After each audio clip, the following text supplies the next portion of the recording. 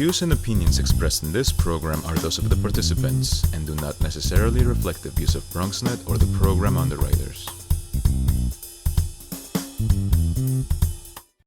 Hey everyone, how are you? I'm the Dr. Bob Lee, and welcome to Open BXRX. We have another fantastic show lined up for you today. Well, let me see. Coming up on today's show, we'll speak to the Director of Programs for an organization that is providing major opportunities for women from underserved communities.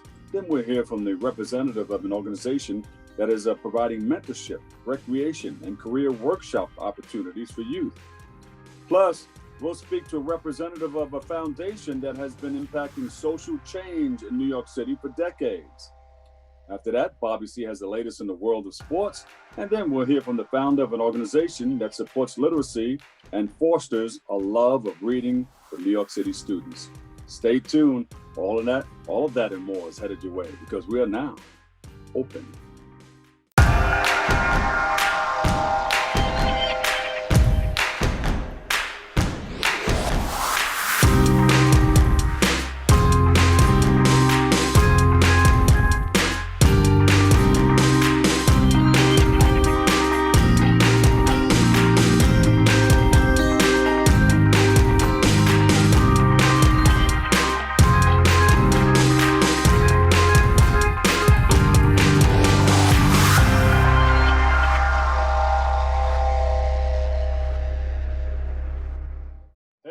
How are you? I'm the Dr. Bob Lee, and I'm your host. And you're watching Open. It's the live interactive program that brings the Bronx and New York City straight to your neighborhood and straight to your TV set. Stay connected to us through social media at BronxNet TV. Leading things off, our first guest is the Director of Programs for College and Community Fellowship. She joins us to discuss the impact her organization is having on women in Black and Brown communities. Please welcome to the show, Maria Santangelo. Welcome, welcome, welcome. Thank you. All right, so tell us all about it. You know, your first time on BronxNet TV, right? Yep. All right, can you tell us about the College and Community Fellowship? Absolutely. So College and Community Fellowship, CCF, helps justice-involved women earn their college degrees. And we also advocate for the communities that we serve. Yes. And then how long has this been in effect? You just started this, or you've been doing it for a little while? We've been doing it for 2 decades strong. We actually turned 20 this year. The organization was 20 years old. And it was founded by a woman named Barbara Martinsons, who was a professor for Marymount Manhattan College and was teaching college classes on the inside.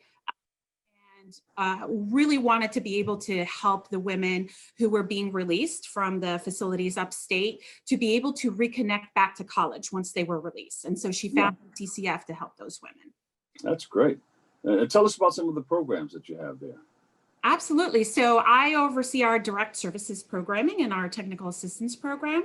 And in our direct services program, we have our core program, which is the academic support program. And that's the program that gets women into and through college. We also have a newly launched Uplift mentoring program, which is a peer mentoring program to support mentees in the academic support program achieve their college and career goals. And we have a career advancement program to help not only the women in our programming advance their career, but actually any justice-involved woman who's earned a college degree can also join the career advancement program. That's excellent. How can people get more involved in the work that you guys are doing there? Well, of course, they can always visit collegeandcommunity.org. They can find about all of our work. But if women are interested in joining our direct service program, they can reach out directly through to our recruiter at 646-380-7770. Now, once involved in the program, what do women have or people have to look forward to? So it is individualized, tailored support to get you to achieve your higher education and career goals. In the academic support program, we start right at the very beginning, whether you are first to college or you're trying to return to college, with exploring the college options, taking a look at financial aid. We pay for college applications, transcript acquisition, and also something I'm very proud to do that a lot of organizations don't do. We help students pay debts to school so their transcripts can be released. That's great. A Once lot of enrolled people in can use that. Yeah. Yeah. Once enrolled in college, we have a variety of financial supports, including transportation assistance, school supplies, scholarships. That's in addition to the academic counseling. And then, of course, the key support comes from the community. We have community meetings every month on subjects that really help our fellows to be successful in school and beyond. And all that information is online. The application and everything is right there. Yes, and we actually don't have an application. You can fill out for more information, or you can just reach out to us directly, and our recruitment coordinator will be happy to walk you through the process. And who qualifies again? Women who have justice involvement and want to go to college or want to return to college. That's excellent. Do you have any events coming up that we can participate in or look out for? So we actually have a graduation that it happens every June that is open to the public. And we welcome the public to come out. Our event coming up tomorrow night is our holiday celebration, and that's open to our direct service participants. All right. You got the DJ and everything, right? Well, this is virtual. Is it virtual? Yes, it's virtual. So we're playing some background music on Zoom. Yeah, I have a huge virtual New Year's celebration that I'm usually there live every year with thousands of people with the DJ and the big screen behind me watching the ball drop. We're going to reenact or do the same thing, but it's going to be virtual piped into everybody's homes. So there'll be a link going out. Yeah, these are strange times. These are, and I'm so happy that, obviously not that the pandemic is going on, but that CCF is able to continue to grow strong and continue to service the women who need services in the community at this time. And actually, our enrollment has increased 15% since last fall. Women are really reaching out and in need of support. And I'm so happy that college is one of the things that we are able to support them with, in addition to any resource referrals that we do to other partners in the community. But Maria, how's your organization navigating around these times, pandemic times?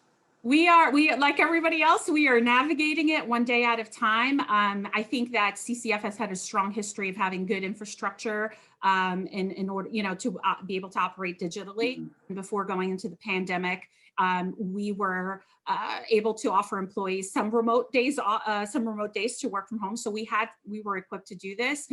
Our work, because it's one-on-one or group via Zoom, we are able to continue to do that through calls, through emails, through one-on-one Zooms, and group events like tomorrow's holiday celebration. So we're very fortunate to not only have the infrastructure to be able to do it, but also to be able to continue to connect with women.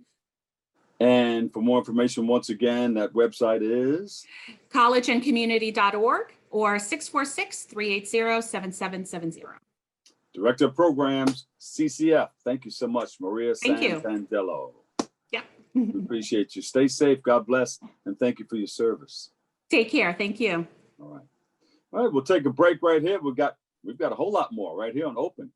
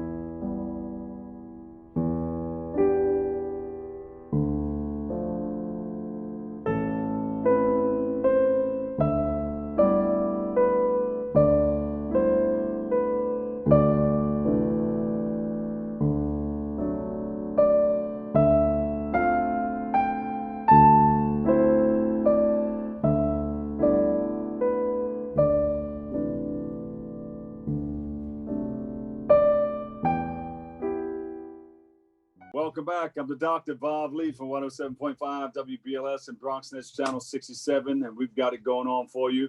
Our next guest is the Director of Programs for the National Association of Each One Teach One Incorporated, and as a radio personality for UB Radio. You be you. You be you radio. Just be yourself. And he joins us today to speak about the work that Each One Teach One Incorporated is doing in our community for our youth. Please welcome to the show, George Ball. Thank you, Bob. Thank you for having me. It's awesome job that you guys have been doing. I'm also, I gotta tell you, I'm also a fan. You know, I've been a fan for many years. You're a community guy who really goes out your way to do things that impact and be inclusive of the community and the personal growth of young people in general. So we're in the same business.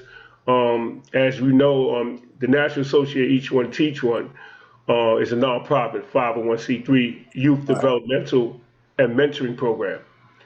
We use sports as the vehicle to motivate the young girls and boys who frequent our program, particularly through the action of basketball, being that New York is like the capital of that sport. We know this for sure, although in recent years we haven't been really holding up to that end of that statement, but I think we're on this resurgent. Yeah, and you're in place. You went to Benedict College. You were the point guard there. Yes, I was. Awesome experience. Coming from New York. In fact, the story about how I got to Benedict is kind of odd one. Bob McCullough, who is my mentor and one of the co-founders of the National Association of Each One Teach One, along with Fred Crawford Sr. He was going to what y'all call that, homecoming? Yeah. And he said, "Hey George, man, if you ain't doing nothing, man, I'd like you to come to my homecoming with me, man, so you can see how college life is." Because at the time, I was out of school already and I was working, and I had no idea about going to college. That was the least thing on my mind. I wanted to earn some funds to help my parents, with bills and lessen that burden on them and so forth. And I was working ever since I was 12 years old as a volunteer with my dad, who was working at a recycling plant. So on the weekends, he let me and my two brothers tag along, and he wanted to put us through some hard work to let us know that, life can be difficult at times, but if you work hard, you can overcome just about any obstacle, and you feel good about earning money after you put in a hard day's work. So yeah, it was great. So Bob takes me there. Wait, where'd you go? Benedict College? The homecoming? Benedict College in Columbia, South Carolina. Yeah. So Bob, it was interesting because when we got there, we met the athletic director. And once again, I'm still oblivious to what's going on, which I learned later on, that this was all planned. Uh-huh. And the athletic director started asking me about, basketball and, what leagues I played in and what was my attributes and how do I feel about, being a team player and what was my strongest, portion of playing basketball. And I would say, I played in many leagues. He asked me, I'm saying average. I was pretty good. So I averaged, depending on where I played at, because I played with other guys who wouldn't give up the rock, average probably went up or went down. Back in them days, it seemed like, right? Yeah, man, back in them days, it seemed like everyone was excelled well in the game of basketball. And if you could score, you ain't getting the ball from no one else. You got to go get it from somebody so you can score. So that helped me be a real good defensive player. So, and next thing I know, Bob was leaving, and I was staying for a week on campus with the basketball players in the athletic dorm, and they were showing me around, and that was it. After that, boy, I'm like, yeah, I want to come here. You became part of the team right away, right? yeah. So it was a recruitment thing. I didn't know about it. But that was good. But you know something? Going to college was probably the best thing that could ever happen to me. It really showed me how to live. I was exposed to a lot of other people from different parts of the world. Yeah. It was a very diverse place at Benedict College, because a lot of people don't understand we're a historical black college. But we had Europeans on campus.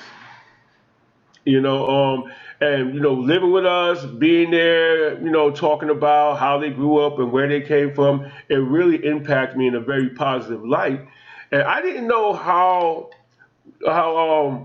misfortunate I was until I went to college and started talking to these people, So right then and there, I knew that I wanted to come back and help improve some of the conditions that I went through as well as the young boys and girls coming up behind me would be Absolutely. going And to. of course, So, being from New York City, everybody wants to know somebody from New York City, especially when you're like in the suburbs, like in another part of town like South Carolina. oh my goodness. I mean, New York. First of all, you got to explain to them that New York is a very big place.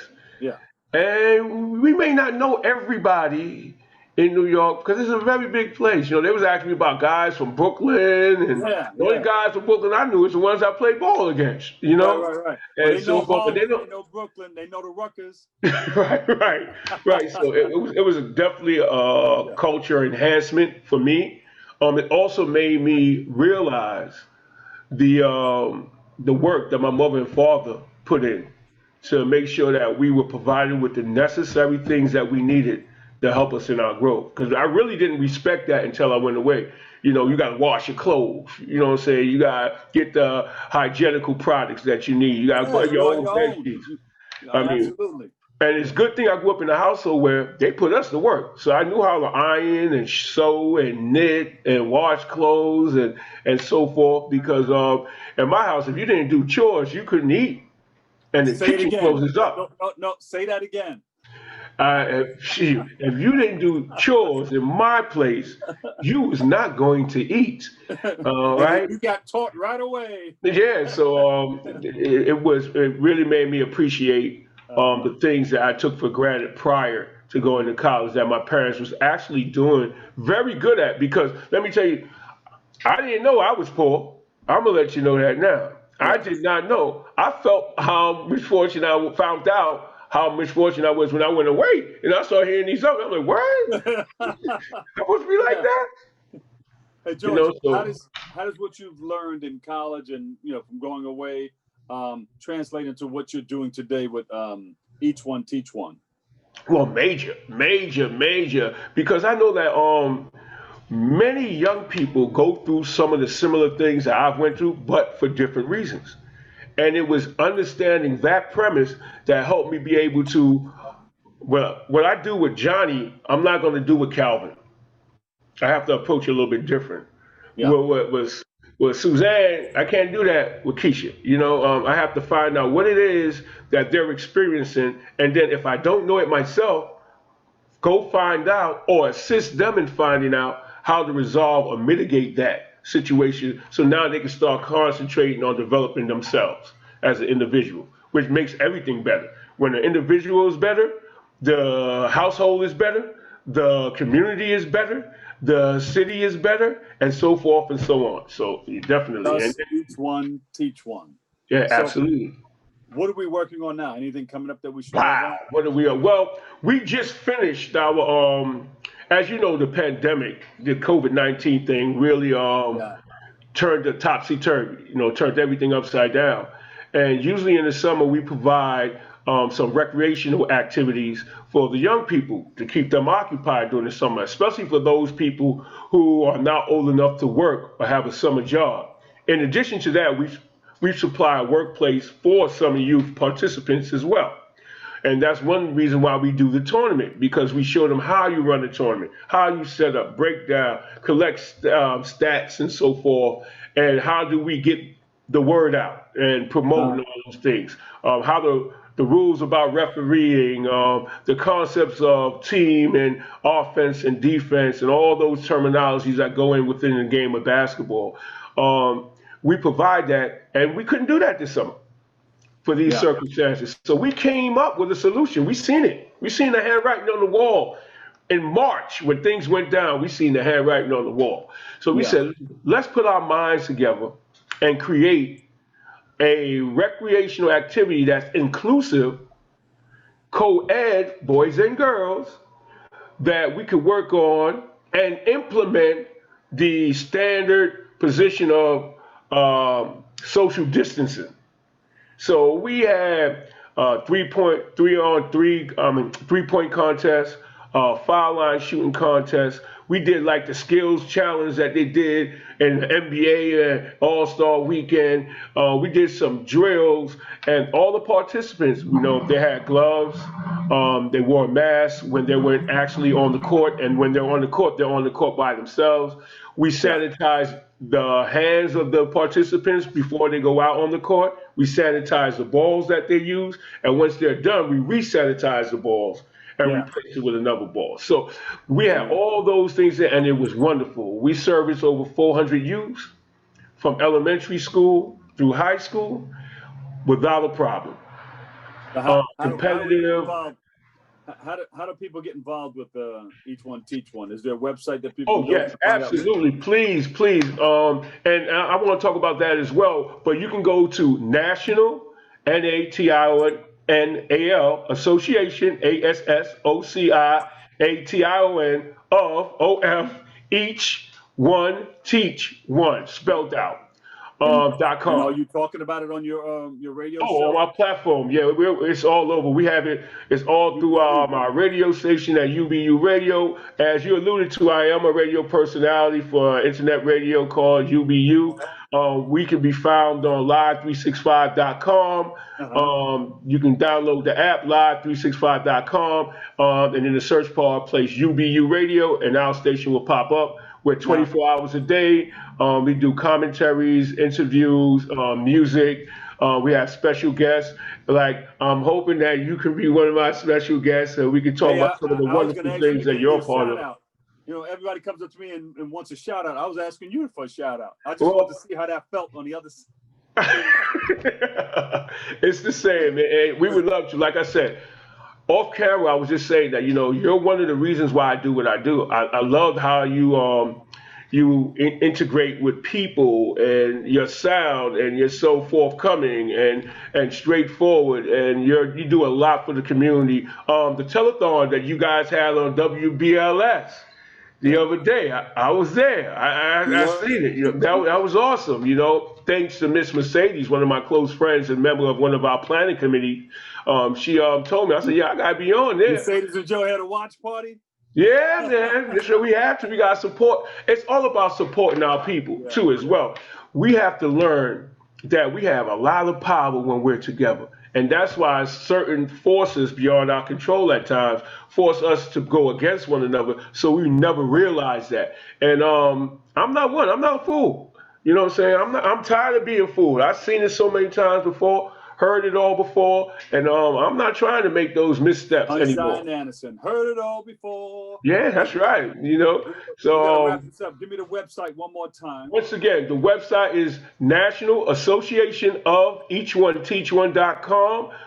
You can listen to us on UBU Radio. We do a lot of promos.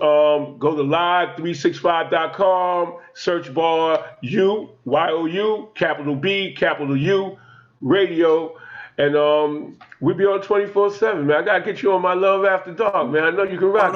Coming on. Joe and Mercedes talk about it all the time. They're in this Brady Bunch crew down here.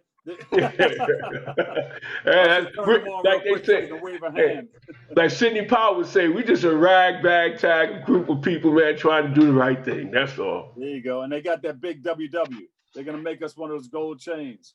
Absolute. Once again, man, I'd like to thank BronxNet and you guys and you, Dr. Barr, man. And I want to make sure you stay healthy and keep doing what you're doing.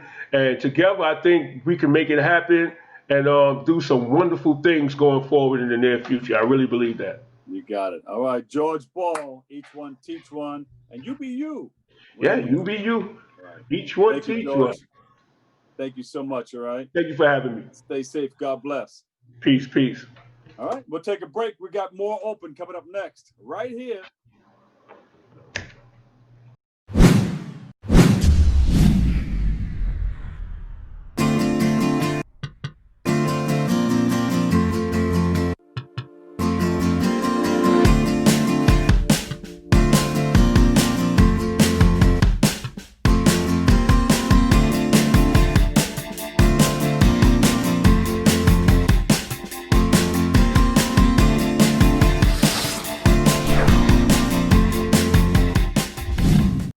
Welcome back. I'm the doctor, Bob Lee, and our next guest is the executive director of the WESPAC, WESPAC. It's a foundation.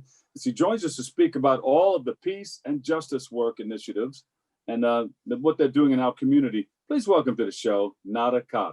Welcome. Thank you so much, Bob. Tell us about the wonderful work of the foundation. Okay, WESPAC stands for Westchester People's Action Coalition. And we started in 1974. We're a 46-year-old center for social justice in Westchester County, just north of the Bronx. But our work actually reaches well beyond Westchester County. Yeah. And we work on a whole range of racial, social, economic, and environmental justice issues and topics. It's very rewarding work. It's difficult work. It's all about building community power to make positive, progressive social change in all these areas. Mm-hmm. And I really enjoyed serving as the director for the past 19 years. All right, congratulations. Thank you. And thank you for your service. Now, your organization also works with BLM, Black Lives Matter. Tell us about it. We definitely support the movement for Black lives. From the very beginning, when I started at WESPAC, it became clear that a big part of social justice work in the United States must be addressing systemic and institutional racism and anti-Blackness that permeates institutions in the United States. And WESPAC latched on to the People's Institute for Survival and Beyond. I'm not sure if you're familiar with them.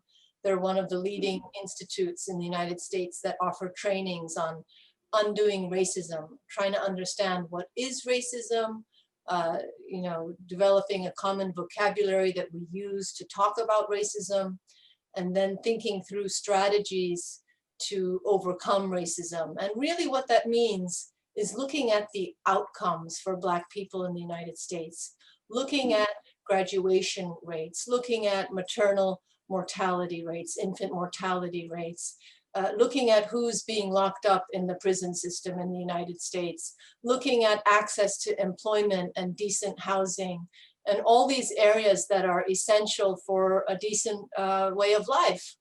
And asking ourselves, why is it that when we look at this social economic data, Black people are not enjoying life as much as white folk are in the United States? And that has to change. And so our whole work is towards racial equity in all these different systems. Yeah, and what are some of the things that we can do to begin to make that change? Well, it's not easy work. What we're doing in Westchester County is I'm part of the leadership of the Anti-Racist Alliance, and we're in conversation with county government and local municipal governments to get them to join the GARE, G-A-R-E, and that's the Governmental Alliance for Racial Equity. And it's basically making a commitment that public tax dollars will be used in a way that's moving our society towards racial equity, in a way that's moving school systems to benefit all children, including Black children, so that we do not see the discrepancies in graduation rates. We do not see discrepancies in school disciplinary matters. So it's well known that Black youth are punished and disciplined more severely for engaging in similar activity that white youth do in schools. And this is not correct. So just bringing all these issues to light and talking about them, meeting with stakeholders, meeting with administrators, superintendents, municipal leaders, county officials, and then looking at data, because that's really what the work is about. So when we see progress being made in data, then we know that we're making progress in our work. And if we're not seeing progress, we have to go back and say, what's going on here? What's not working? What's the root cause, doing a root cause analysis, and how do we do what we're doing differently to have different outcomes? Because if we keep doing what we're doing, we're going to be getting the same outcomes. Yeah, and the members are currently involved with criminal justice reform and police accountability. Speak to that. Yeah. Well, WESPAC is part of the Justice Roadmap 2021, and Justice Roadmap is a statewide campaign it's a campaign to decarcerate the prisons and jails across the state of New York. to reduce significantly the numbers of people who are in jails and prisons, especially at this time of pandemic. And it includes a whole platform of what we want to see accomplished in 2021. And that includes releasing elders, releasing aging people in prison who are eligible for parole. It includes ending solitary confinement, which the United Nations defines as a form of torture. If a person is in solitary confinement for more than 50 days, it's considered torture, and we're still doing this in New York State.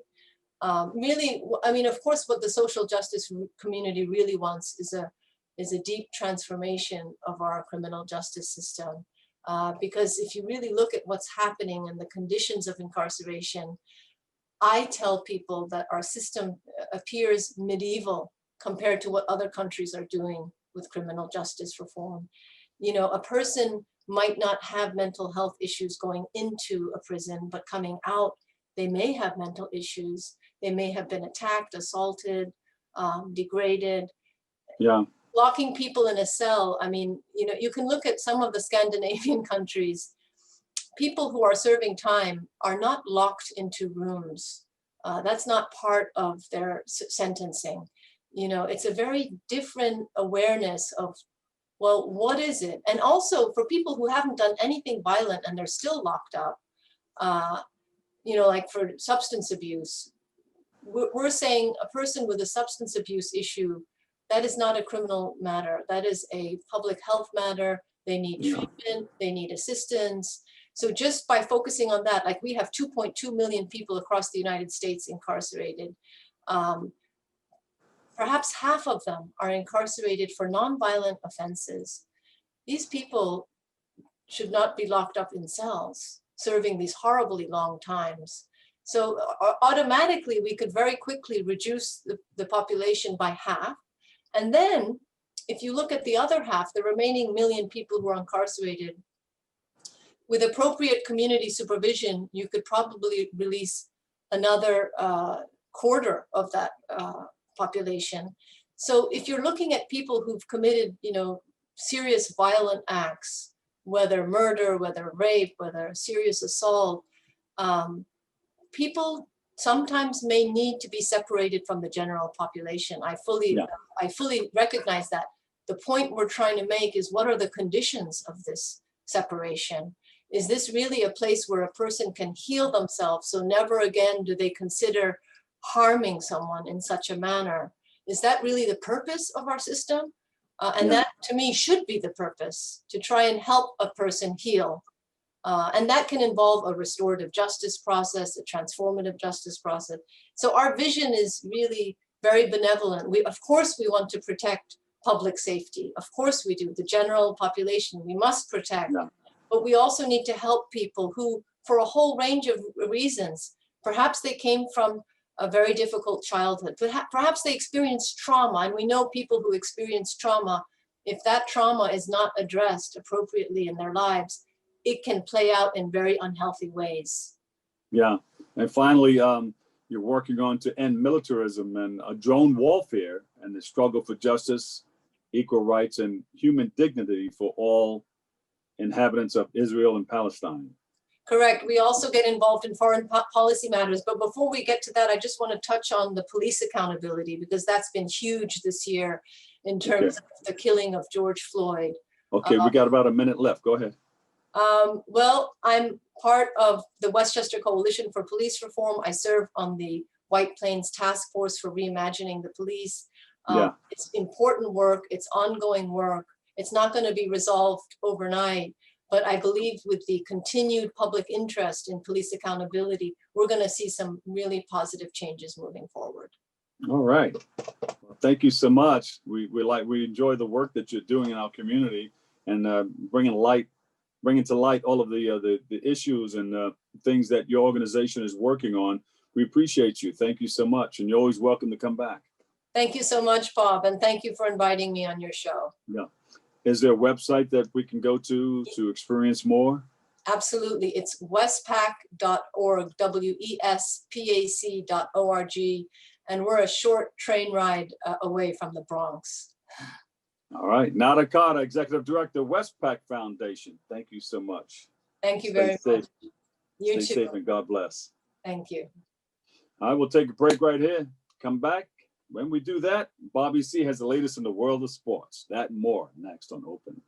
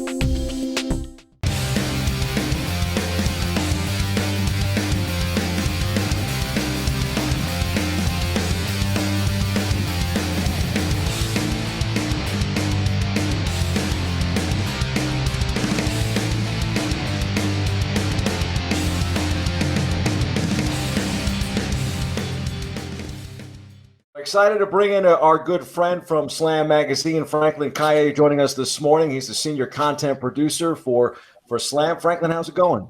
Doing well, boss. How you feeling? I'm doing good, man. Always good to see you. I know this, of course, has been tough times this entire year, looking for better things in 2021.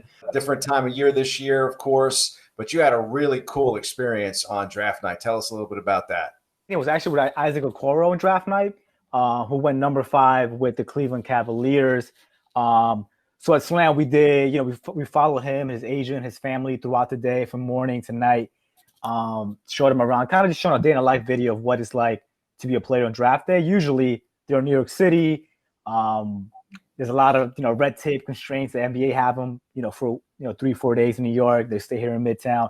The thing that was interesting was usually, the NBA gives you a couple of rooms complimentary for your family, friends, etc. So, more or less, you have your parents, a couple of cousins, aunts, uncles, etc. that come over. This year, because it was at home, the guys really got a chance to really spend the most special night of their careers with their actual family, extended family, friends, classmates, teammates, babysitter, etc. So it was super interesting to see, the draft becomes kind of this corporate event, more or less, right, for a lot of the guys just in general. And this time was just around family, around friends. Isaac Okoro's agent, Omar Cooper, has a bistro restaurant, that he owns, operates out in Atlanta. So they took over the entire lounge. It was just family, friends, classmates, etc., AAU teammates. So they would never get that chance probably ever again, right? Say next year it goes right back to the old way. Again, it's just a couple of rooms that you get complimentary. You can only bring so many people in. At Barclays, you only get so many free tickets. So you can't fly in 50 people, right? 60 people, not on their own dime. I mean, they can, but probably shouldn't. And so that usually is not the case. And so I think it was so cool to see, probably for the first time and only time ever, the draftees actually being with their extended family, extended friends, neighborhood, etc. Because that may not happen again. And so I do think that this is the most excited the kids ever were, the players were ever were, the most comfortable they ever were, and might be the only chance that it will ever be like that. And with him going number 5 to Cleveland, that probably opened up the possibility for Obi Toppin to fall a couple more spots to the Knicks in the first round. I was hoping to get your perspective on a young man that, of course, was born in Brooklyn, New York, but kind of starred on the Westchester landscape and really has been a guy all over New York City, including the Bronx, playing at Hoops in the Sun growing up. And now he gets to live his dream and play for the Knicks. Yeah, I mean, it's obviously you couldn't have scripted it better for him in terms of, his landing spot. I mean, his first preseason game, 11 points, 7 rebounds, an assist and a block, played probably no more than 20 minutes. He was 4 from 9 from the field. So, as encouraging as a preseason debut that you can have, right? You saw his hops, you saw a little bit of everything, how efficient he is. So I thought it was very encouraging. It'll be interesting to see how, do him and Julius, does that work together on the same floor at the same time? What happens there? Who gets first bids in terms of who starts, who comes with the bench? So it'll be interesting to see how they go about that. I also think in general, like RJ Barrett had a rough first night, first preseason game, but by the second night, he dropped. It was like 25 points, and so I think better. Right. And so that sophomore year leap will be interesting to see, because a lot of guys, they're such a young team that it becomes a thing of like, who's going to make that leap, actually, that real leap, right? And, you could go down the list from, Mitchell Robinson. So, Kevin Knox, they have guys there, they have pieces there, but I think it'll be interesting to see, who actually makes the leap this season. But I think, Obi, also Moutier did not, Moutier. We have Quickly, right? Emmanuel Quickly did not get a lot of playing time the first night, but the second night did get some minutes here and there. And he's a shooter. People forget, he led Kentucky in scoring, right? He won SEC Player of the Year, and he's not talked about as much. But I think they got a real good one in Quickly as well. Yeah, I think the Knicks definitely had a very good draft, and I think even fans at home were pretty excited to see them make some moves to go grab Miles Powell post-draft as an NBA free agent, of course, out of Seton Hall, and a local kid. A lot of local flavor to the Knicks this year. Yeah. I guess also it helps when you have Obi Toppin, you have Miles Powell. Those are OCA guys, and obviously from Leon Rose to William Wesley. So a lot of people made the connections, the dots there where it's very CA heavy. Gilchrist, right? So a lot of players there. So that was interesting to see. But nonetheless, like Miles Powell's another guy, right? He can light it up. You talk about like that New York flavor, right? He's played at the Garden, Big East tournament every year, so that is his home floor. If anybody's comfortable playing at the Garden, it's Miles Powell. If anybody's comfortable dropping buckets at the Garden, it's Miles Powell. So it was obviously really cool to see, and I think he has a chip on his shoulder. Obviously, he fell to where he fell, and so but that's his home floor. So I think he'll be able to come in there and play very easily, comfortably. And speaking of chips on their shoulder and maybe not being comfortable doing something, it seems these days in Brooklyn that Kyrie Irving is not too interested in speaking to the media. And I'm sure that, if he performs well, like you said, and the Nets do well, and they maybe get to the conference finals or even somehow into the NBA finals, it won't matter what kind of personality traits that he displays. And I think, too, most Nets fans are, of course, super excited about the prospects of pairing him, a healthy Kyrie, and then, of course, a healthy Kevin Durant together. Here in the preseason, KD has looked very much like the KD of the past. How excited are you to see the two of them finally get a chance to play together in Brooklyn? It's so awesome, man. He looks like you said, he looks like his old self, right, so far.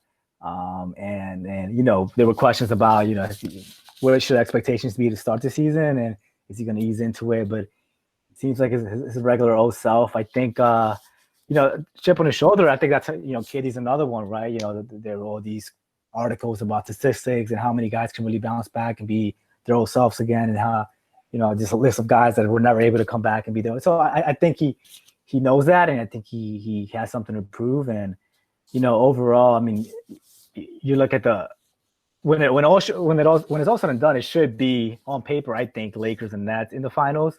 I think that's a very high possibility. And, you talk about the storylines there, right? Kyrie having to play LeBron for a whole series, right? After all those comments that have been made back and forth over the last couple of weeks. And, KD having to go and see LeBron again, right, this time for a whole series. And so, the interesting part, I was mentioning this to a coworker, as of right now, the new Space Jam movie is slated to come out July 16th. And the NBA has scheduled the playoffs from May 22nd to July 22nd, meaning the very last game is 6 days after the Space Jam movie comes out. So depending, whether they go 5, 6, or 7, and if the Lakers are in there, there's a really good chance that LeBron could win his 5th ring literally on the same weekend as Space Jam comes out. Wow. Think about just how it's the stars aligning, how all of that, right? What were the odds of that, right? Usually you have your finals in June to begin with. And it's funny because when you look back deeper into it, when the original Space Jam movie dropped, it was at the beginning of the season that he won his 5th ring. And now here's LeBron in the sequel, potentially winning it, but maybe even the same weekend that the sequel dropped. During the pandemic, The sports landscape has been up and down. I feel like we've done a good job in this country of navigating the best that we could around it. But I just wanted to get your thoughts and your take on how challenging it's been to be a content creator, especially a content creator that works in sports. Right. Yeah. No, I mean, just like the rest of the world, I mean, like just like pretty much every other industry, there's been a lot of challenges, among them being little things like how many people are on set, right? So before, everybody has a job and it's easy to navigate when everybody's taking care of something, but all of a sudden you pluck a couple of people out because of limits of people in the room. You're having to do 2-3 jobs while you're on set, right? And there's not a separate sound guy or, things like that, production assistant, et cetera. So it's been challenging when you're on set and, we're very limited to the amount of people that can be there. And now you're doing multiple things at once. It's definitely made it difficult in that sense. But, I think I'm just glad, and we are glad that everyone is trying to put the best foot forward and figure out a way to continue, keep the wheels rolling for now. It sounds like summer of 2021 or fall of 2021, things will kind of look a little more normal. But in the meantime, everybody has been working together to just figure out the best way to keep it moving. Well, we're excited to have that content from you. It's always great to check in with Slam, whether it's online or even with the magazine. It's just great to see all the stuff that you guys have been able to put out there right now. I appreciate it, man. That sounds awesome, man. Thank you, man. Thanks for coming on with us. Yes, sir.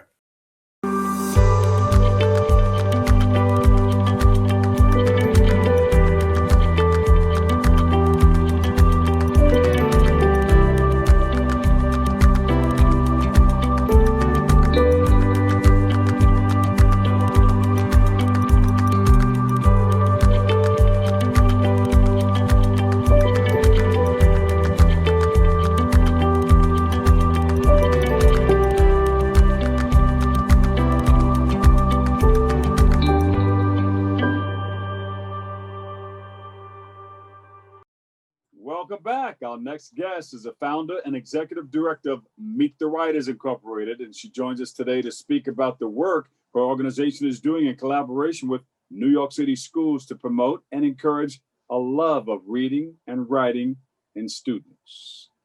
Please welcome to the show, Michele Weisman. Michele, how are you? Good morning, good afternoon, good evening. Hey, Dr. Bobley, thanks so much for having me. I really appreciate it. Yeah, so you're into helping the students get involved in reading and building up a love for it, because that's important. I think there's more books out now than ever before. And maybe it's just me, because every time I turn on the news or something, somebody has a book out that they're featuring. And but for students, I think, a lot of times we get into the electronics of things and the different games, I think, but reading is important. It's really important. I work with schools to figure out the best author for the kids to meet and the best book to read, because many kids say, man, I'm not a reader, but most authors say, then you haven't found the right book to read. And so I work with schools to try to make that connection. How do you come up with that choice of that book for that student?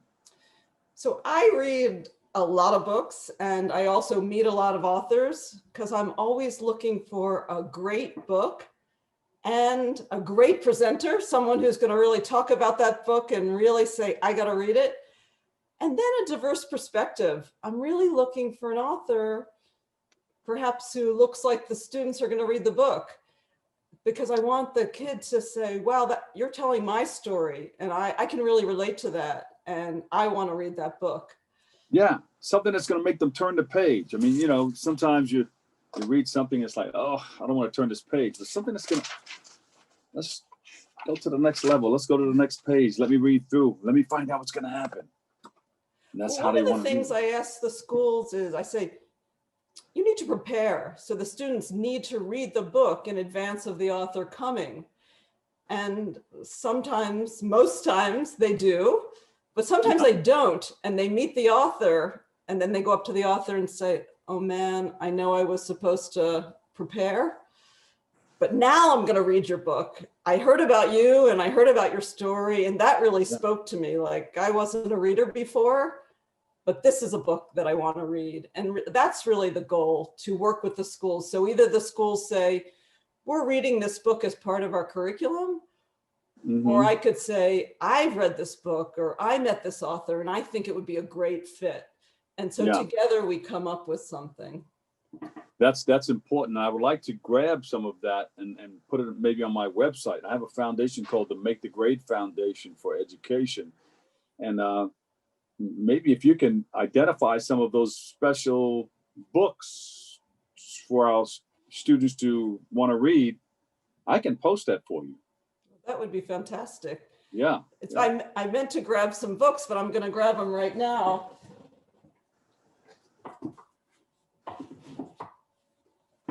Those are a few of the books that you've identified for students to read. So last week, I had the author of I Am Alfonso Jones, Tony Medina, a Bronx native. He came to meet 6th, 7th, and 8th graders. And I was able to get a grant from the Maria Santangelo Foundation, where they gave Meet the Writers money to purchase books. So 400 students, teachers got a book, and the author, Tony Medina, was signed every book. So he's able to personalize every book. And it was really incredible. And what's incredible is I was able to connect them like we're talking. Yeah. So even though they couldn't touch each other, they could get pretty close. And Tony tells his story. And I feel like kids are very sensitive to whether an author is really like telling them the truth. Yeah. Tony told him, like, this is my story, and I'm going to tell you the truth about it. And I'm sticking to it. Yes. And the kids could ask them easy questions like, how many books have you written? And hard questions like, what did writing this do? How did it affect your life?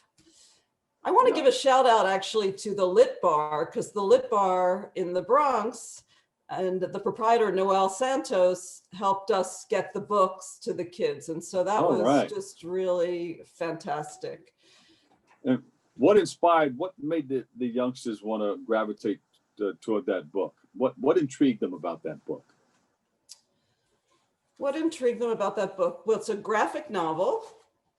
So it's highly illustrated, seems easy to read.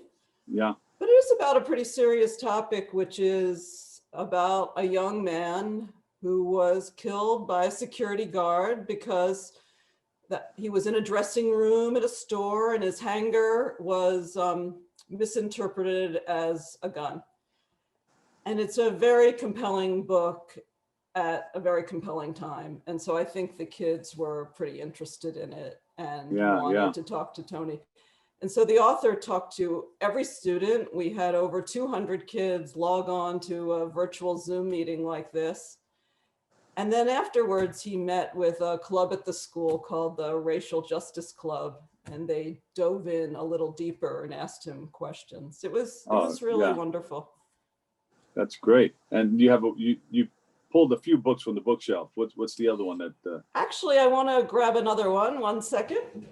Okay. This week, I had this amazing opportunity. That's a real bookshelf, by the way. This is a real bookshelf. This is not a set. So, like your records, the real McCoy. Yeah. All the books that I've read, and always looking.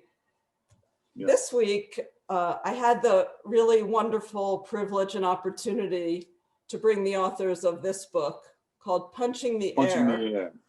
And the author, there are two authors who worked on this together. It's a novel in verse. And one author is award-winning author of other middle grade and young adult books called E.B. Zaboy. And the other author is Dr. Yusuf Salam, who is a prison reform activist and is one of the exonerated 5. Wow, yeah. Together, they both met with the students, and it was really tremendous. I mean, it was such a privilege to have them both on the screen with the students. And it's really the same thing. They talk about their story. I mean, E.B., one of the authors interviewed Yusuf Salam, but then the children had an opportunity to also ask their questions. And it's the same thing. they tell their story. I mean, this is the way it is for me. Like, this is the truth. One Yeah. of the things Yusuf Salam says, all right, get knocked down 9 times, but get up 10. You know, he had just this great life advice to tell the stories and to share his story. So Yeah. that was, I felt really fortunate to be able, that Meet the Writers is able to connect current important writers with students in New York City. So Yeah. it's been incredible. Would you like to give a shout out to some of the writers that you're working with?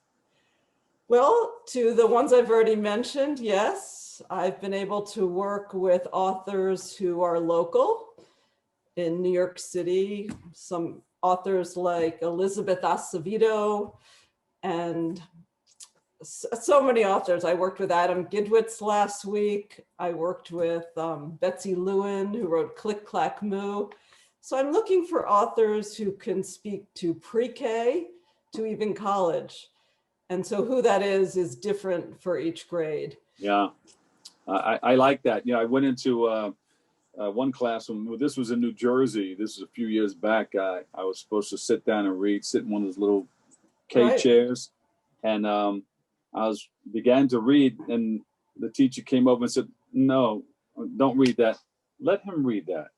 And a little 5-year-old read to us. And I was blown away because these kids are reading every day.